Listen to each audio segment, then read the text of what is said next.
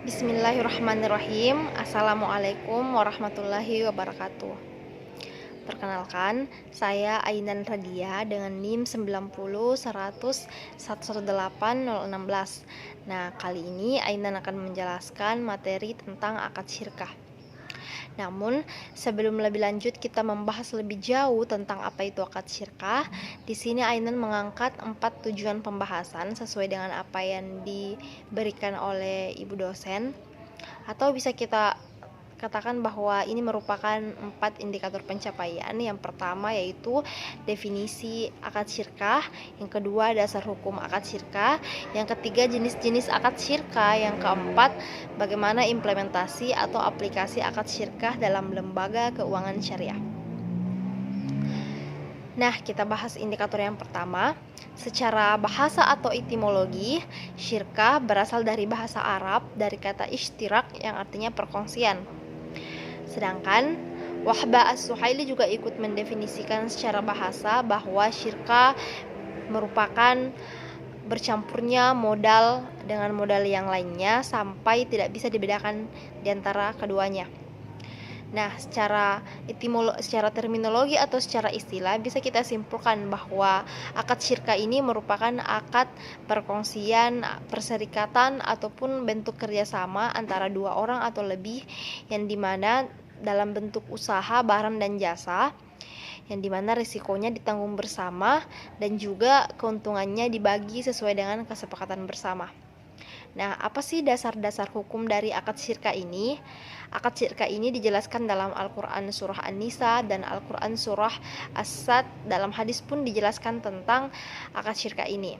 Dalam Quran surah An-Nisa ayat 12 yang maknanya mereka bersekutu dalam yang sepertiga itu.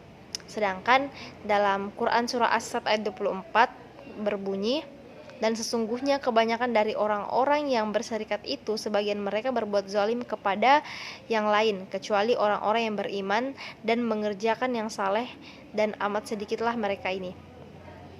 Sedangkan hadis juga yang membahas tentang akad syirkah ini, Rasulullah SAW bersabda, pertolongan Allah akan menyertai pihak yang berkongsi atau bersekutu selama mereka tidak saling mengkhianati. Jadi jelas bahwa akad syirkah ini justru dianjurkan oleh agama, asalkan kedua belah pihak tidak saling mengkhianati. Nah, kita lanjut ke indikator yang ketiga, yaitu jenis-jenis syirkah. Nah, jenis-jenis syirkah ini ada dua, yaitu syirkah amlak dan syirkah ukut. Namun syirkah amlak sendiri itu terbagi menjadi dua lagi, sedangkan syirkah ukut itu terbagi menjadi 4. Nah, apa sih syirkah amlak dan syirkah ukut? Syirkah amlak itu adalah syirkah yang dimana kerjasama untuk memperoleh harta.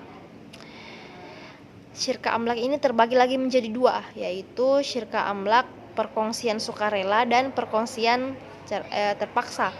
Perkongsian sukarela ini yang dimana kedua belah pihak itu sepakat untuk membeli suatu aset atau harta. Contohnya, misalkan saya ingin mempunyai mobil truk, sedangkan sahabat saya juga ingin mempunyai mobil truk. Kami sama-sama membeli mobil truk tersebut dengan modal kami masing-masing. Jadi itu contoh syirkah amlak secara sukarela, perkongsian sukarela. Sedangkan perkongsian secara terpaksa itu maksudnya perkongsian yang dimana tidak bisa dihindari lagi. Maksudnya di sini sudah sesuai dengan ketetapan hukum. Contohnya itu adalah warisan antara anak laki-laki dan anak perempuan. Nah, sedangkan yang kedua yaitu syirkah ukut. Syirkah ukut ini terbagi lagi menjadi 4.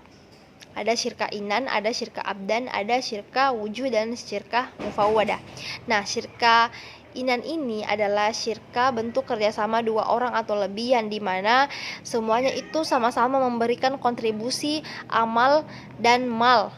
Jadi mereka itu sama-sama memberikan kontribusi baik dari segi modal maupun dari segi usaha. Jadi syirkah ini yang biasa paling banyak diterapkan oleh orang-orang yang ingin menjalankan usaha. Mereka masing-masing memberikan modalnya dan masing-masing juga memiliki kewajiban untuk berkontribusi dalam hal usaha. Nah, yang kedua itu ada yang namanya syirkah abdan.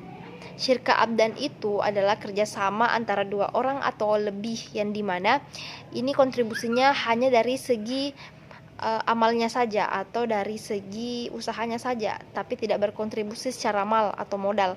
Nah, contohnya ini kita bisa lihat penjahit, yang dimana penjahit itu menerima orderan baju seragam dari sekolah, itu salah satu contohnya.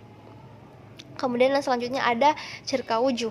Nah, syirka wujuh ini sering kita sebut juga dengan syirka hutang piutang, yang dimana syirka ini adalah bentuk kerjasama antara dua orang atau lebih yang berkontribusi di bagian amal yang masing-masing memiliki keterampilan atau prestasi di bagian usaha. Jadi mereka sama-sama untuk menjalankan usaha tersebut. Selanjutnya yang terakhir ada yang namanya syirka mufawadah.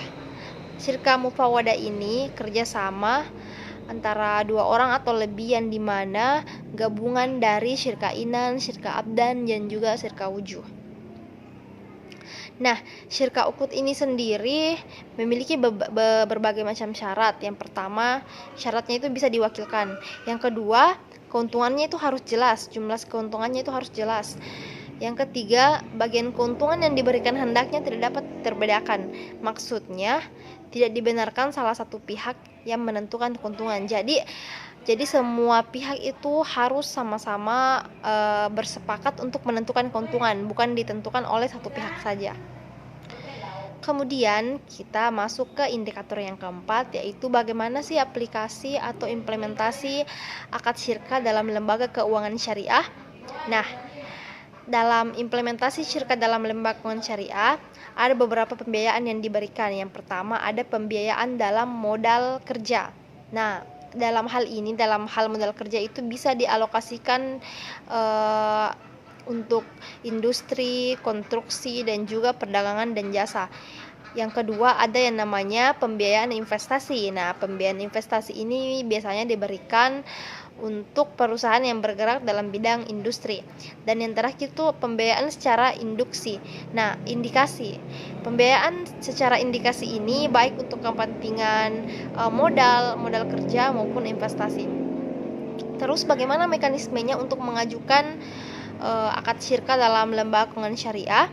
Nah, yang pertama-tama nasabah, misalkan saya memiliki rekan lagi yang ingin ditemani untuk join dalam akad syirka ini. Kemudian saya sebagai nasabah mengajukan pembiayaan kepada pihak bank. Setelah itu terjadi kesepakatan atau akad tentang keuntungan atau kerugian yang akan kita peroleh setelah dijalankannya usaha ini. Kemudian setelah terjadinya akad atau usaha, masing-masing pihak memberikan modalnya. Setelah itu dijalankanlah usahanya, dan apabila mengalami kerugiannya akan dibagi sesuai dengan kesepakatan, dan apabila mengalami keuntungannya pun akan dibagikan sesuai dengan kesepakatan yang berlaku antara kedua belah pihak. Nah, mungkin itu saja yang bisa saya sampaikan. Billahi taufik wal hidayah. Wassalamualaikum warahmatullahi wabarakatuh.